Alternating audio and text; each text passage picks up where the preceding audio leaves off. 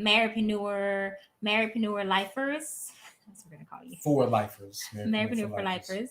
Listen, so today we have something special to share with you all. Last week we came in and we wanted to make sure that we shared a portion of our story. And this week we're going to share the part two of that. So we want to make sure that you all have all the goods and be encouraged, are encouraged on this journey. It's so easy to come on and talk about all the things that seemingly are so right and so perfect. And there are so many things that aren't at all so right or so perfect or the way that we intend for them to be anyway. Yeah, sometimes things can seem seamless and they were not seamless. So it's a wonderful time to clarify and really talk about, how I like to say, tales from the trenches, so to speak. So you can really get a good grasp on just what our journey has been like. Yeah. Yeah, so with that being said, what is up, everybody, as you're coming into the room? So, last week when we started sharing, we're going to pick up from there and then just let you all know, like, kind of bring you up to speed. If you missed last week's live, it's still on, should be in the feed in the group as well here on Facebook as well as on IG. We just want to make sure people can get both parts of that, because it's so easy to get discouraged on this journey. And there's so many times I personally am talking to different wives, especially, and who are just in need of encouragement and who are in a very unclear space. It can even feel uncertain at times. And there is a point for that. There is a process in this whole thing as we're growing and moving. And I think it's important to encourage each other with our stories, because sometimes we can forget and think our stories are just for us, when in fact that's real. Our stories are really meant to be a gift to others. And in time, it's important to be able to share aspects of that so other people can be encouraged on their journey as well. And so we're going to be a bit transparent, I'd say. Yeah, we're going to be transparent, and we're also going to be encouraging, because listen, journeys, we don't really, there's an aspect we often talk about our journey, right? Like, we get to like pick our journey, and in a very large sense, well, there's aspects that we do. In one sense we do get to pick them, but in another sense we don't. And so it's about how we're responding to the various aspects of our lives as we're walking out our call. And you have all kinds of emotions, the full range of emotions as you're going through it, and that's okay, that's good. And it's just, hopefully, so with what we'll share as we're being transparent, it will encourage you and offer you some insight as to how to think about how your life is going as well. So right. So I would also say, you mentioned emotions that go on this journey. This marriedpreneur faith walk is absolutely a faith journey, and it is something that I don't think I ever would have seen us doing in this way. So I want to start off with that, and I think we should just go ahead and tell people who we are, just for those who don't know. Yeah, what's watching, up? Right. I am Ola Buckley. And I'm Sway Buckley. Yep, and we are marriedpreneurlife.com. Yes.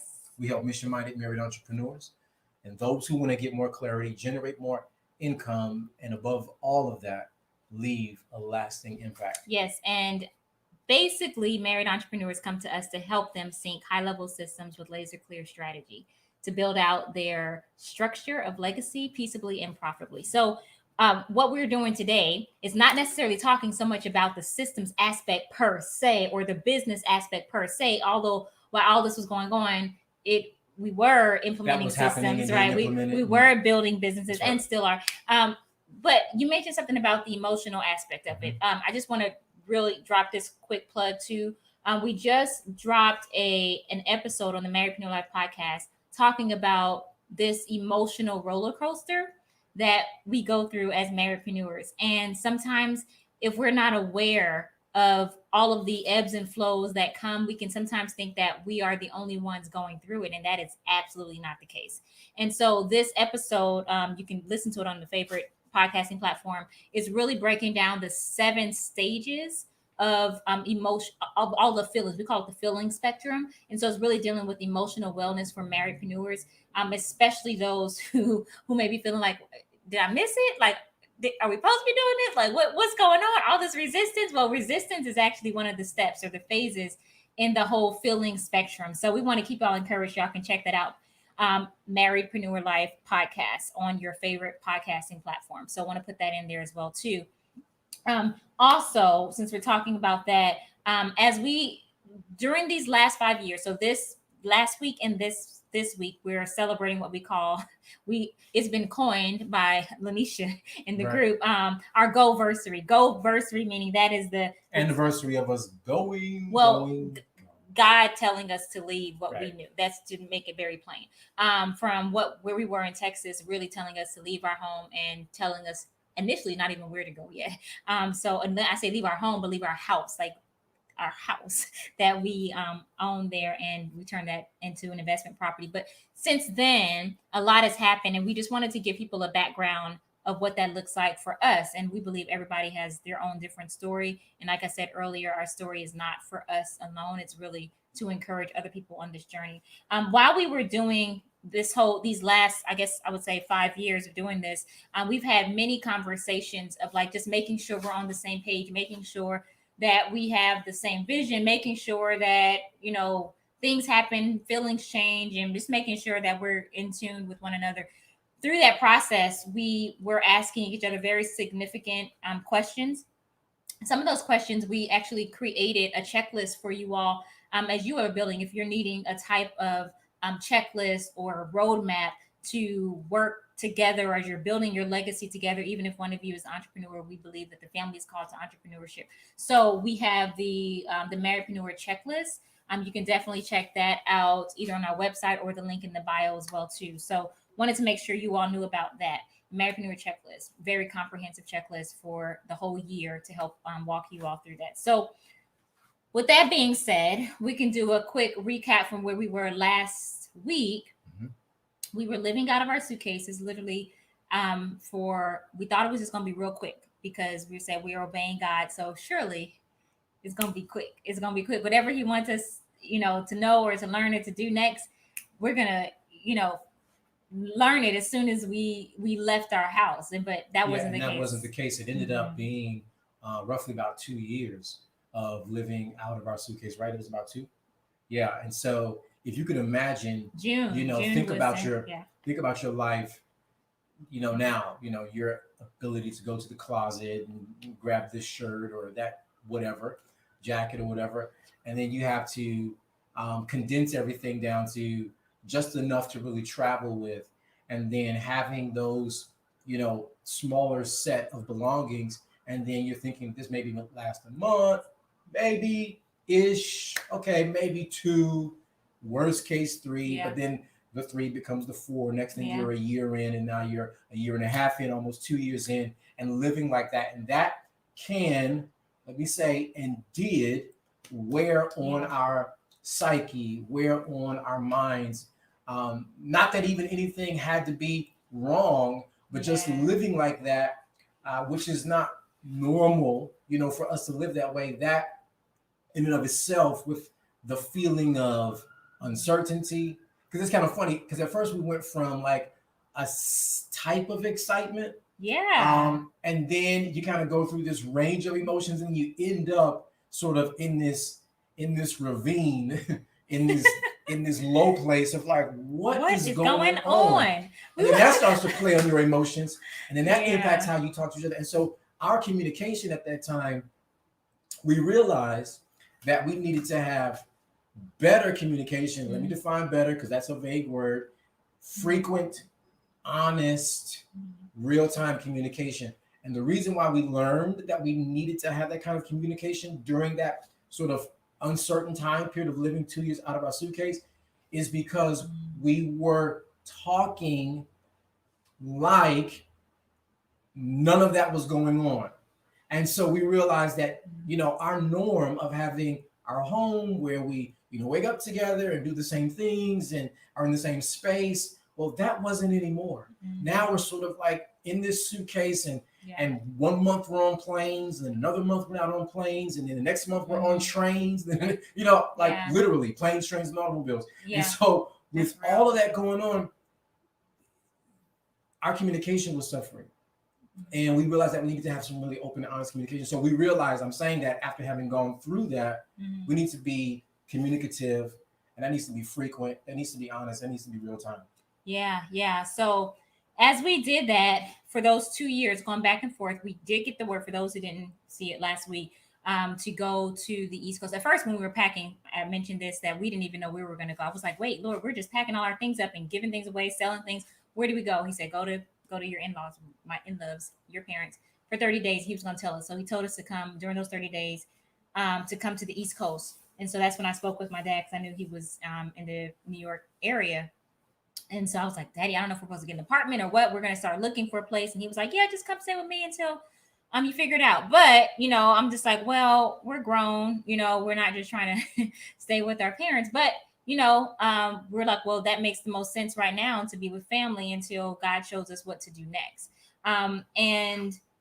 And then we were going back and forth. We really weren't ever still for a good 30 days. We were like going, you know, back to Dallas for a while, then coming back to the East Coast and back and forth for 2 years, y'all. So it got to the point that people were like, well, what are you doing now? Like, what's going on? And did you hear right? Or like, are you sure? Yeah, so now it's like your support system has questions about the decisions. And you could, in one sense, understand why they would have questions. Because think about it. 2 years out of a suitcase, come on. Yeah, and so, you know, whenever I would question it myself, I'll say, you know what, I don't know. Like, did we hear it right? And then I would remember what God told me when he was like, if you saw what I had for you all on the other side of your obedience, you would have moved a long time ago. And so that's what I've held on to. And I even like today, I still hold on to that. So I'm like, if I don't know nothing else, I heard you say that. And so, as we did that over those 2 years or so, we just, you know, kept going back and forth. We're still doing business. We're still just figuring it out. Not even sure. We're still looking for apartments. So we're still like looking for places to live in the meantime, but it just didn't work out because every time we would go even look at a place, and then it's like we would have to leave the next week. So it was never at a place where we were just really settled until 2 years came. When we got to our last trip back to Dallas to get our things, the last of our things, or to wrap up some business and whatnot. You had a similar experience. Okay, I see. We're not alone. When we went back to Dallas, we thought, I know we had a meeting. I had a client out there. And so we were doing a 2-day VIP training session. And then we were headed back to the East Coast. At that time, we were just like, okay, we don't know when we're going to come back. We don't have any need to come back right now, like right away. So we were like, okay, we're just going to get settled into the East Coast and see what God has for us to do. All while we were going back and forth and my dad was here, I was making sure, like, it was kind of strange in the sense that I didn't know why I was feeling this way, but I just wanted to make sure that I was implementing a lot of the systems that we're teaching today. I was really like upping my discipline because I wanted to make sure whether it was my husband or my father or, you know, close family friends, I wanted to spend time. I wanted to be able to have the level of freedom and systems in place to say, okay, I have the time. Like, this is why I'm doing what I'm doing, so I can have the time. I'm not doing what I'm doing so I don't ever have time, right? So I needed to really put some things in order, and I was very like intentional and serious and disciplined to do that. And so we were able to spend more time, all of us, you know, just together, because we were like, okay, let's put these systems in place. I'm saying all this for a reason, because all this ties into what we do in business, but also like how it ties into life in general. Now, that 2-year process happened. We were headed back to the East Coast December 5th, 2017. On December 4th, I'm sorry, we headed back December 6th. We had December 6th, right? December 6th, we had our ticket to come back December 6th, 2017. And we were just going to be here for whatever God said to do next. We were going to do that. But I get a call on December 5th that morning, unexpectedly, that my father had passed.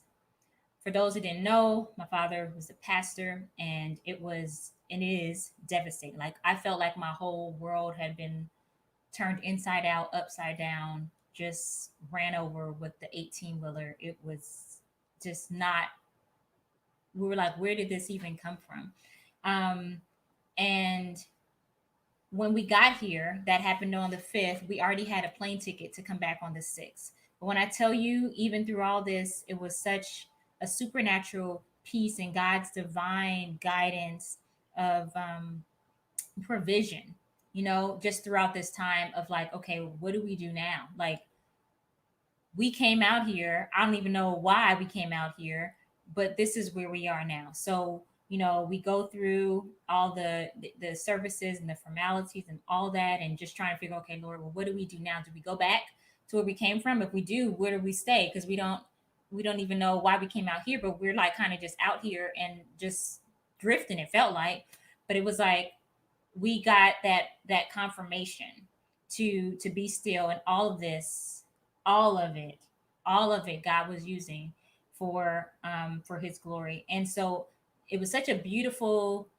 not was, but is such a beautiful, I would say, even like a love story of such, for our father to be so concerned, not, I wouldn't say concerned, but just so intentional about us having time together. And during that time, if you remember, I said I was putting those systems in place. So whenever daddy would be like, "Oh, what you want to do? You want to go to the park, or you want to come shopping with me? You come, it was just like, okay, let me put these systems in place and really make sure that we were spending quality time and just having that level of just intimacy together as a family.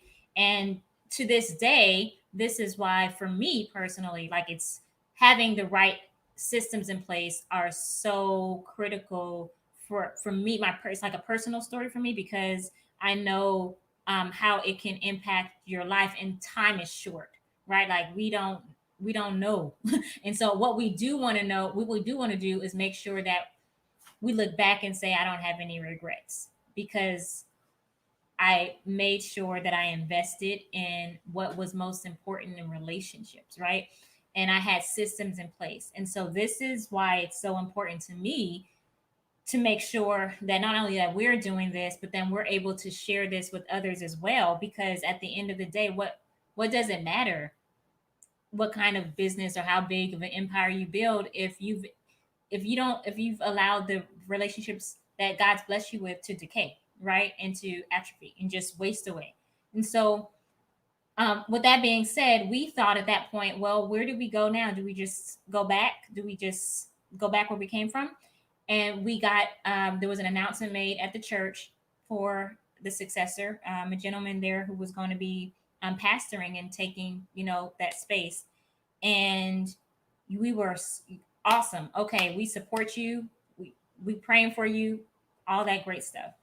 Then it wasn't very long, maybe a week or so. We're just trying to figure, okay, where do we go now? We get a call, and he tells, this is the gentleman, the successor. So we thought, he tells my husband that God told him that it wasn't him that was supposed to do it. It's supposed to be him. So here we are, a couple of years later. I don't know if we ever This told that is story or that aspect or that part of the story, but yeah. So here we are, to your point, and there's no way that we could have known all of that, and the Lord knew it wasn't for us to know all of that, right? Um, so Yeah. that those are times when you're glad God doesn't make things clear, right? Yeah. But you can Yeah. appreciate, and you know what? I'm going to say this: God will not, um, oftentimes, He uses our faith in Him when we don't know as a way to protect us. It's actually a sign of His love to not make everything obvious or clear, so that we can continue to trust Him.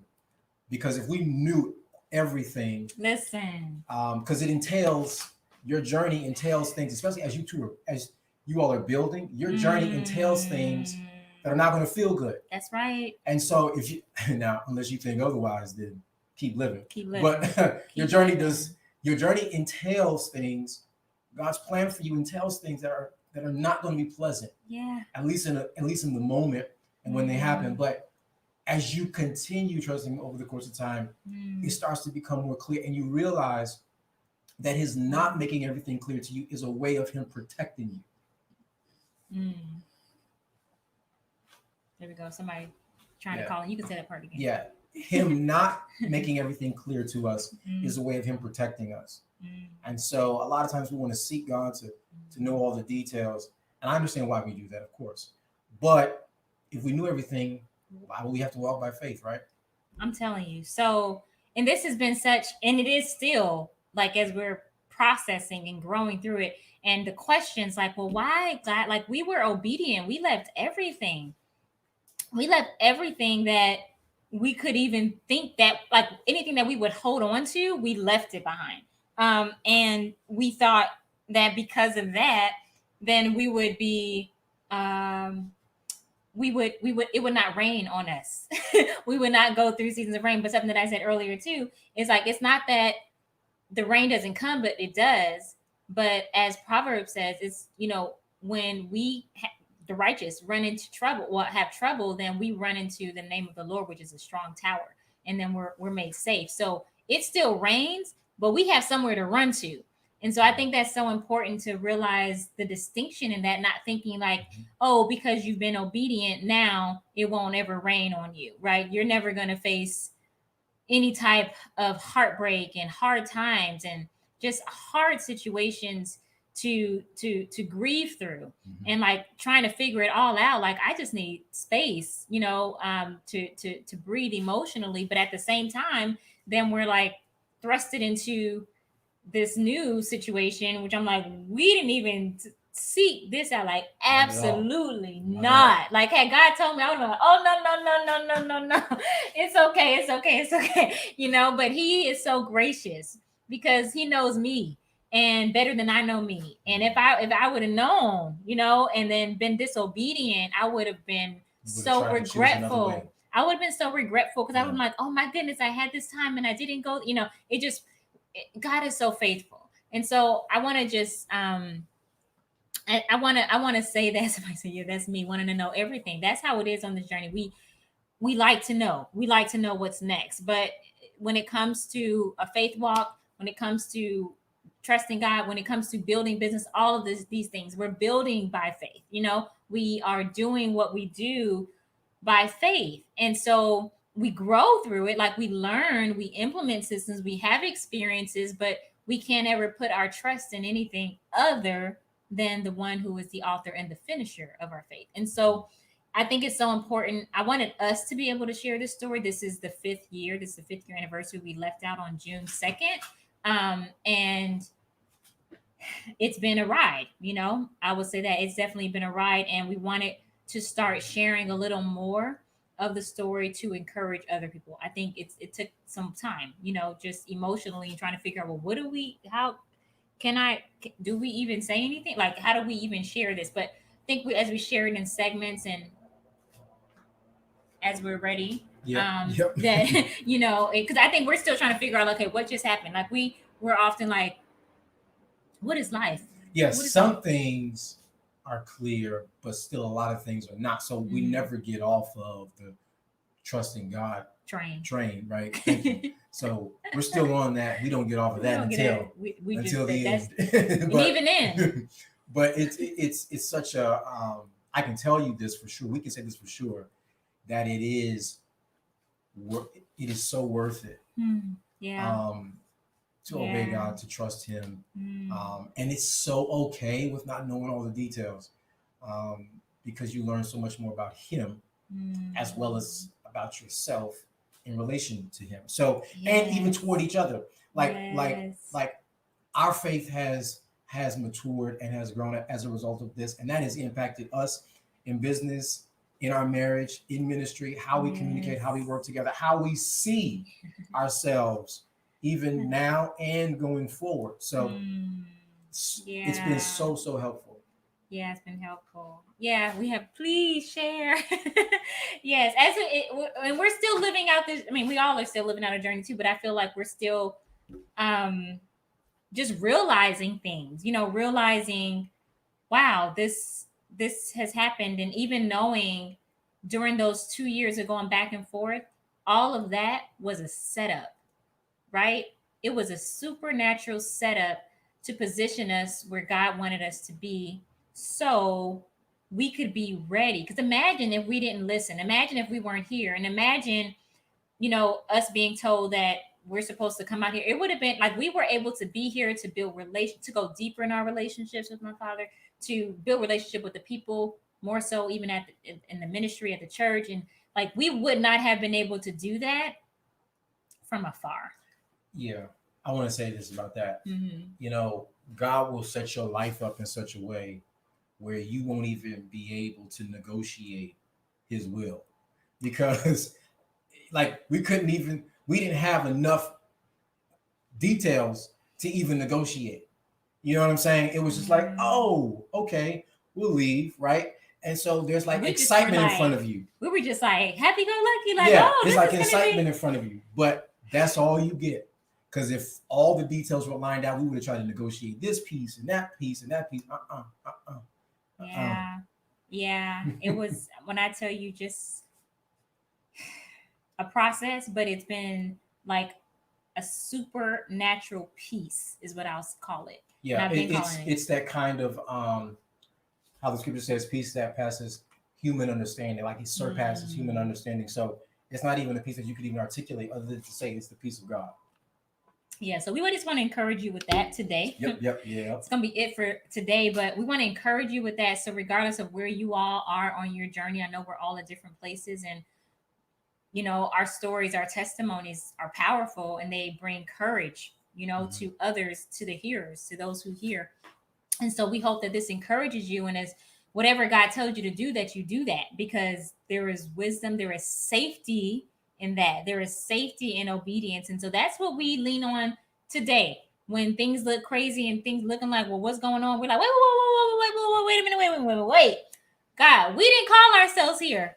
We didn't call us. You called us. We did not call us. So you called us, and this is your issue. This is not our issue. And so then we're able to actually rest in that, like knowing that is the truth of it all. So that's I don't you can't put any amount of money on that. Like you can't buy that kind of a piece. You can't negotiate or barter that type of piece. It's just like, wait, you told us, so we're being obedient to you, so this is your plan. And then we rest in that. And then he handles whatever issues come up, whatever question, whatever it is, it's already done. And that is our peace. That has been our peace since the day we left that house.